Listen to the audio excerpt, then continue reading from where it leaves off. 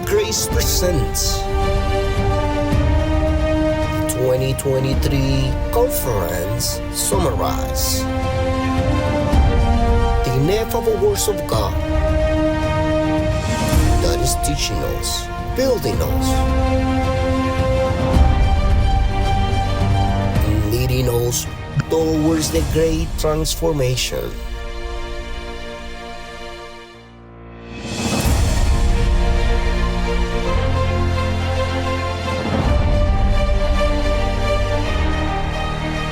Second letter to the Corinthians chapter 1 verse 12 to 15. Something that had never been done in 2,000 years. What you are about to hear now has never been heard before. Naturally, because the mind of Christ was absent, for our boasting is this: the testimony of our conscience, that in simplicity and godly sincerity, not with human wisdom, but say by the grace of God, we have conducted ourselves before the world, and especially toward you, Corinthians, right? For we are not writing any other things to you than what you read or understand. Now I trust you will understand even to the end. Just as you also partially did understand us, that we are your reason to be proud, as you also are ours on the day of our Lord Jesus. On the day of our Lord Jesus. Look, is this with this confidence? That is what he wanted them to understand. But they did not understand him. In this confidence I intended at first to come to you, that you might have a second grace. You know that all the believers in the world, our Catholic brothers, our evangelical brothers, that we do not hate them, and I even less. On the contrary, I am looking for them to see if they will finally understand. They do not know what a second grace is. Apostle, what is a second grace? If he speaks of a second grace, it means that there is a first grace. And do you know what the first one was?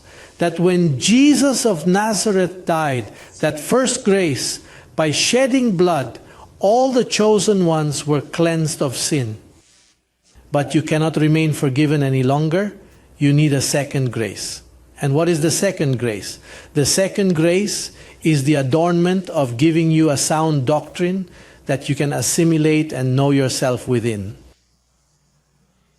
So I've been coming for 20 years, loving the church, loving it, dressing it. Look, you have a clean conscience.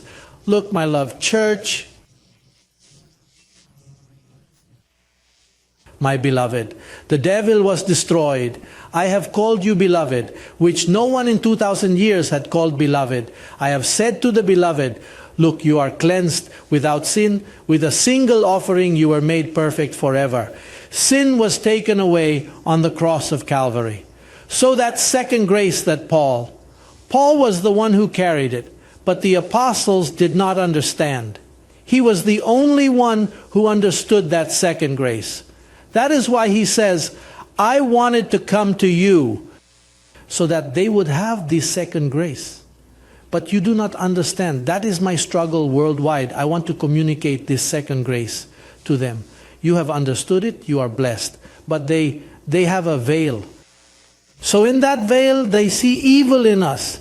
They see a debauchery because they are veiled. They read and do not understand. I read, did you understand? No, it is veiled, it is sealed, I do not understand. Then the second grace is the key, the one that opens your mind so that you understand that when Christ died, your spirit was perfected forever. You are a being. Look, there is no more room for Christ inside you. You have no more room for holiness, because with a single offering, when he died, what you needed to be seated with him in heavenly places. In that offering, he sanctified you completely. But that second grace, do you think evangelicals know that? You tell them that, and what is that? No, that is the effort of works and sacrifices. And then comes the moment when you reach a stature of a second grace. No, that is a communication of understanding. It is not by works. It says, I hope you finally understand, because once you understand, you receive the second grace. It is nothing that you do by works. It is something that you understand. Now, that second grace was never preached in the world. Paul was left with the desire, but Paul was killed. Because Paul was not understood, Paul was regarded as evil. Because religion is like that. Religion never understood Paul. Paul was persecuted. Well, notice that they accused him of serving God against the law. And it wasn't that he was against the law. It was that when Christ died, he put an end to the law and a new covenant began. And so once you don't understand the second grace, you are in a desert. If you do not understand, imagine if you do not understand something. Imagine, you go to take an exam without having studied, and you start looking at who you will copy from. If someone will pass you a piece of paper, don't you see that you don't understand? Or you go into a place where they speak a language that you don't speak. What are they talking about? They start making with their hand. I'm hungry. I want to drink. I'm thirsty. Because you do not understand. Well, that's how this town has been for years. Have been listening to me. And what I have done is to decorate the church, to equip it, prepare it, decorate it. You are an adorned church, a church edified.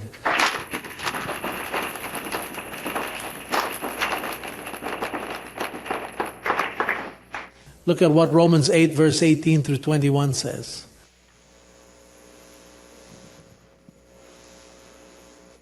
For I reckon that the sufferings of this present time are not worthy to be compared with the glory which shall be revealed in us. For the earnest expectation of the creation eagerly waits for the manifestation of the sons of God. We are manifesting ourselves, which had not happened before. For the creation was subjected to vanity, not willingly, but by reason of him who hath subjected the same in hope. Because the creation itself also shall be delivered from the bondage of corruption into the glorious liberty of the children of God. Imagine, creation is going to be fixed. Are you already fixed? Well, creation, ecology, everything is going to be healed. We are going to have healthy animals. There will be no crazy cows. And we will have a glorified body with perfect food. We will enjoy a world here, in heaven here, on this earth. That second grace, never understood by religion. How many have that second grace? That you are a predestined one. That you are a treasure that lives in an earthen vessel. That the clay vessel bothers you, it speaks to you, it manifests itself. But as you already know it, you're clay. When it hurts you and you get up,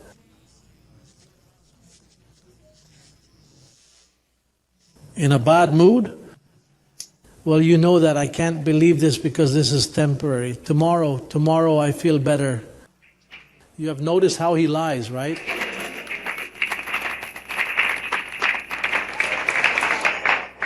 And all of us who know that, we live differently because we have a second grace. I mean, we go through situations. That's why it says it's not comparable with afflictions. Because as long as you are in the flesh, there are afflictions, but they are not comparable with the glory that is coming.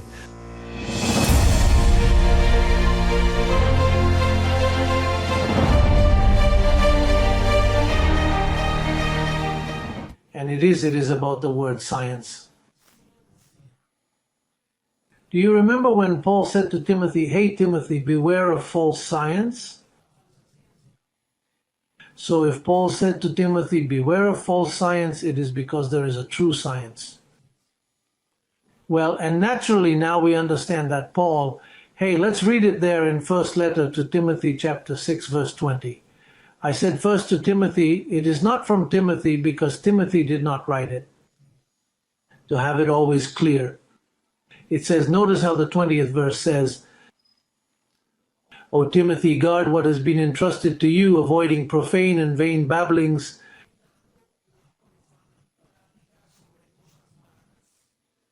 and opposing arguments of what is falsely called science.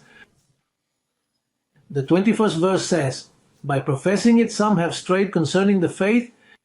False science diverts you from the faith. That is why there in Luke 18:8 it says, when the Son of Man comes, will he find faith on the earth? Not because false science came in. False science is nothing else but the Christianity of today. That is what the so-called Christianity of today practices. They are not Christians. They have a false science because the false science has to do with the gospel of the circumcision, the gospel that expired. When Christ died, a new gospel began. As we have already said before, the gospel of the uncircumcision began. Hey, if we could put on the screen, look, there are two gospels. Two gospels, circumcision and uncircumcision. That true science, that is a power. And what does the word science mean? Well, the word science is a set of knowledge that one observes to see if it works or not.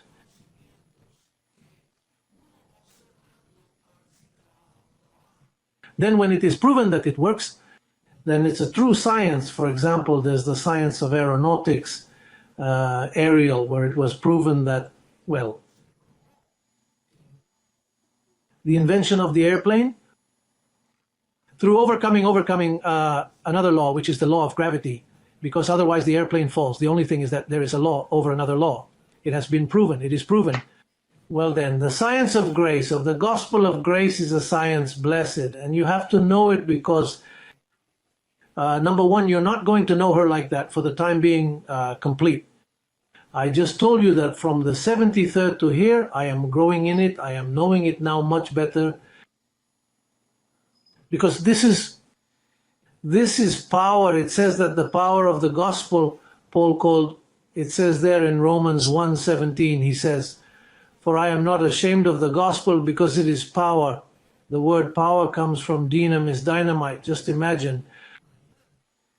Because it is the power of God for everyone who believes, who is already believing.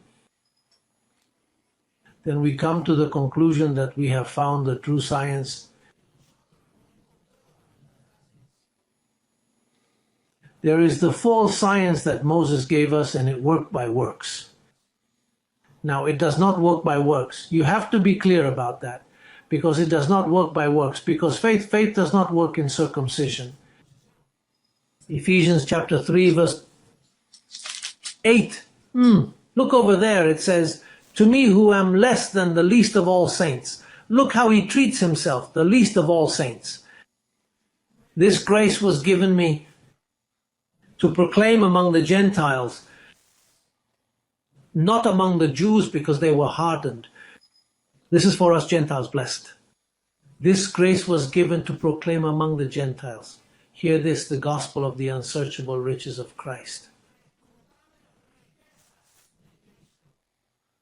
The gospel of the unsearchable. We look up the dictionary, and do you know what inscrutable means? That you never reach full knowledge, you cannot reach, that it is so inscrutable that you cannot know it completely. So Paul was given notice. The gospel, this is not the circumcision, this is not the gospel that the apostles preached. They did not know this gospel. This gospel was only revealed to the apostle Paul. It tells you there, to me who am the least of all the saints, was given this grace to proclaim among the Gentiles, which had never been done, among the Gentiles the riches, the gospel of the unsearchable riches. Do you know what that is? The unsearchable riches. It means blessed, that what has been entrusted to me is a kind of mystery so powerful that you have not yet seen it in manifestation. In fact, today I am growing in that. Today to me. See, in this week, the Spirit was opening my mind. It said to me, I have not been able to develop the theme. If I give you more before the time, they will discover you, they will know who you are. Even the devil will believe. If the devil existed, even the devil. Listen, Jose Luis, give me a chance. Because what is coming is a mighty power. Look, hospitals are not going to be necessary.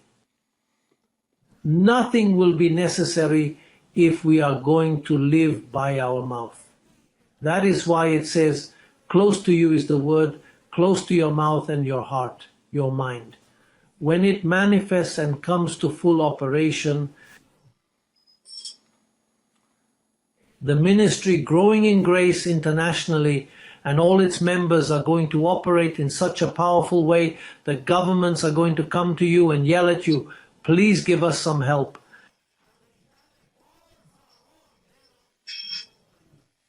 Why don't you give us help? Why am I not educated in that science? But that is not yet blessed.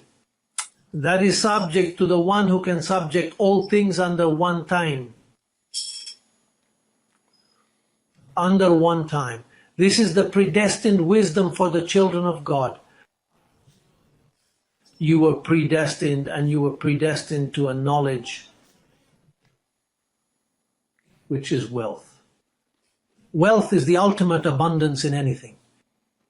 Wealth is much, and this is the gospel of the unsearchable riches of the gospel of Christ. The gospel, say with me, the uncircumcision. Shake hands there to the one next to you and say to the one next to you, welcome to the treasure, to the wisdom of the gospel of the incircumcision.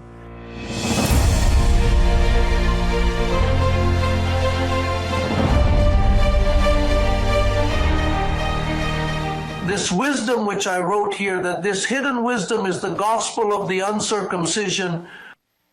That is why this gospel was not spoken. The gospel of the apostles was spoken of circumcision, which expired when Christ died, and then the uncircumcision began with the apostle Paul, because even when Christ was resurrected and Paul had not yet appeared, in the conversion of Paul that wisdom begins, when he had several encounters, when he ascended to the third heaven, when Christ appeared to him in different forms and several times after that, and he was revealing to him. That is why Jesus of Nazareth said, this information when he was in the days of his flesh walking with the apostles said, this information will not be taken to the Gentiles because that was the gospel of circumcision. Later, as I said before, it was revealed to the apostle Paul, who wrote it in 14 epistles. And there they were captured. But that was a foundation.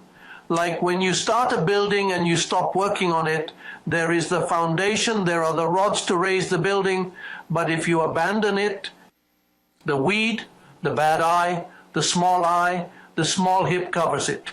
And it seems that there is nothing there. What is seen are ruins, because that is how the gospel of the uncircumcision was. Theologians for 2,000 years could not understand it.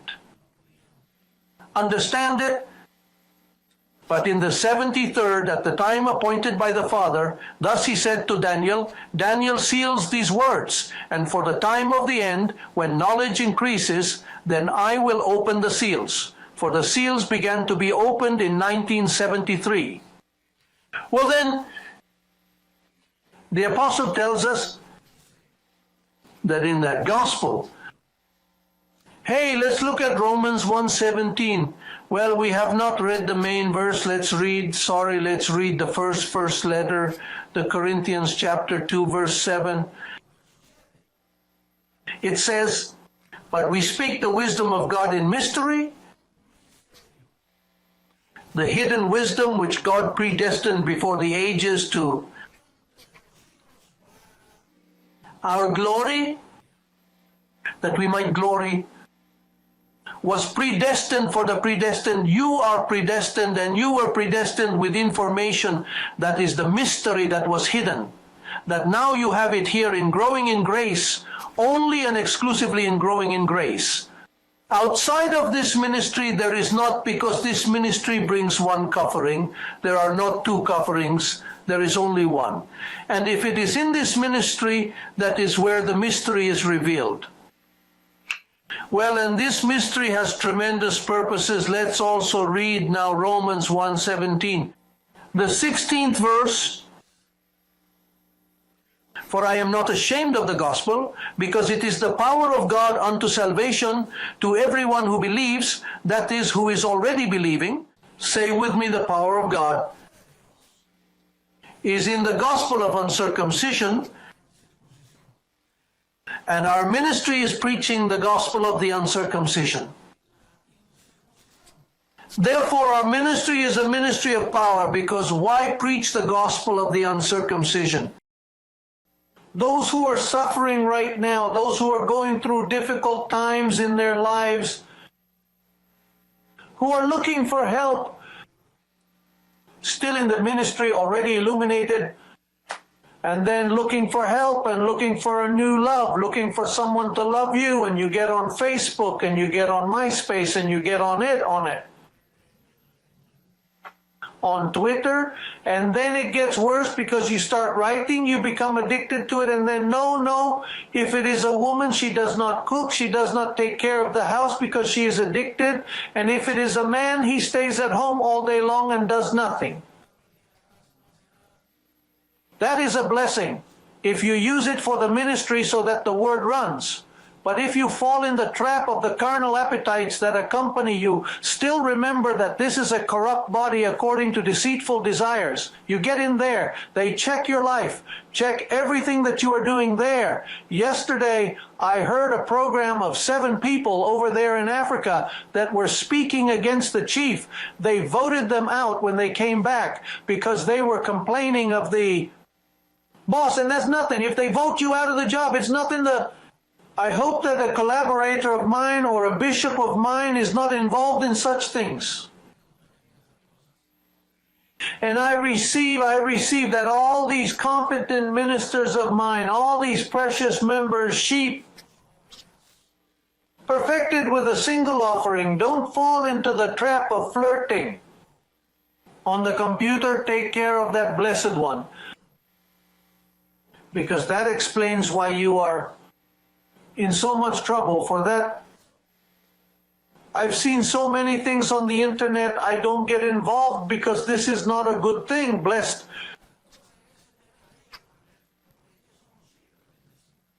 It serves to minister. It serves to do what is right if you discipline yourself, but if you don't, you're in big trouble. Well, let's continue.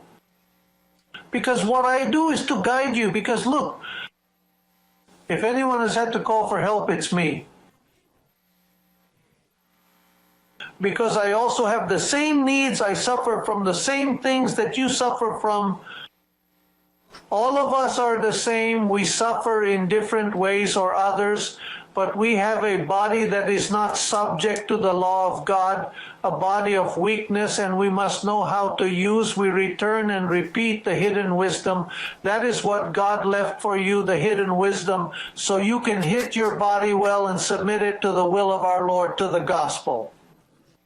But when you came here, you discovered the love of God, that you were predestined, that the devil is destroyed, that sin was taken away, that your name is inscribed in the book of life, that no one can erase it. Hear that my sheep are in my hands, and no one will snatch them out of my hands. Then you took it softly, and your true intention was manifested. Your true intention, what is in that flesh, that nobody took it out. But this gospel takes it out of you here. You can't come with little games. Look, I have had many in the ministry. There was one who left. That was the super saint that had no weaknesses until grace little by little. That's why it took so long to come out, because grace was little by little, little by little. And not 1, 2, 3, 4 that have left because they didn't endure. Because grace blessed, grace is like an x-ray that they take. Grace is like a plaque. And it tells you the potentials of that treasure that is inside, but it also tells you all the stains and hidden things that are in that flesh. And when you see it, it is like a mirror, like a Polaroid's camera that takes a picture of you, as if you were put in a cell phone. Look, this is the picture here. You don't have to wait like before to get it while it was being developed. Grace, look what grace is. Verse chapter 4 to the Hebrews, verse 12 onwards, says, why the word of God is living and effective, that is the gospel of the uncircumcision. This is not the letter that kills, as that of Moses. This is the living word, says, it is living and effective and sharper than any two-edged sword, and pierces even to the division of soul and spirit, divides flesh and spirit, the joints and marrow, and discerns the thoughts, hears, and the intentions of the heart. And there is no created thing that is not manifest in his presence, but all things are naked and open to the eyes of him to whom we must give an account. Blessed here, no, we can't fool anyone. Here, when grace uncovers you and you see all those machinations that you carry, that's why you get on MySpace, because there's machination and it starts shooting this way, that way, and that carries a blessed subliminal message. And grace uncovering, and your angel, a daddy God, and your angel there is checking. Let me complain because the church is not growing. Let me complain because the finances are not coming in. Let me complain because it is not prospering. Let me complain because it is not prospering. The angel is giving you, checking, blessed the seven eyes of Jehovah. Do you remember the seven eyes of the Lord, which are upon the earth, which inspect all that you are? And this is not to make you afraid, for they are upon me also. Here I have had to suffer learning. Hey, look, and it's never too late. It's never too late. I'm 63 years old. Hello? And I have seen filth in me, that much filth I collected in that family background of cousins and uncles and aunts and brothers and sisters and relatives and politics and where I come from and all that you're going to get. And when that monster comes around, boy, like when that beast comes around, and you take that beast to a holy woman and it destroys her, or you take that beast to a quiet man and you destroy him. You have to use the predestined wisdom because you were called, and here you cannot escape blessed, and neither can I escape. Look, here is a two-edged sword. I cut you and I cut myself. It cuts both ways. Hey, and do you know what Jesus said to John, blessed one? The 23rd verse. And blessed is he who finds no stumbling block in me, for it was easy to find a stumbling block. This was not the carpenter's son. This was not the one who ate and drank with the gluttons, those publicans. Today I say to you, blessed if you do not find stumbling block in me, because you are going to say this one, well, if this one was addicted to drugs, this one got divorced. No, not blessed. Look at that. No. Do not put your eyes on those things, because I will pass by you and you will not see me. The Lord sometimes passed in their midst and they did not even notice it. Blessed. It is the sign of the true gospel, that all the light is coming out, that the word of power that goes out of my mouth discerns and penetrates and breaks you, so that you can show what grace is capable of doing with a man and a woman like you, of which I live proud of, my beloved. Our government is a government of lame ducks. There are people who were addicts, who were this, who were that. There are doctors, there are lawyers, there are intelligent people. There are those with good surnames, those with bad surnames. Here we have everything, but it is the kingdom, it is the army of the soldiers and athletes that God has given me. And of them, of you I live proud, although I have to talk to you like this, because we have to submit for the sake of this word. Because if you could escape, I would tell you, hey, tell me where to escape to. No, here there is no escape, blessed. The government of God on the face of the earth. This first letter to the Corinthians, chapter 1, verses 25 to 29. And with that we end. He says, why the foolishness of God is wiser than men, and the weakness of God is stronger than men.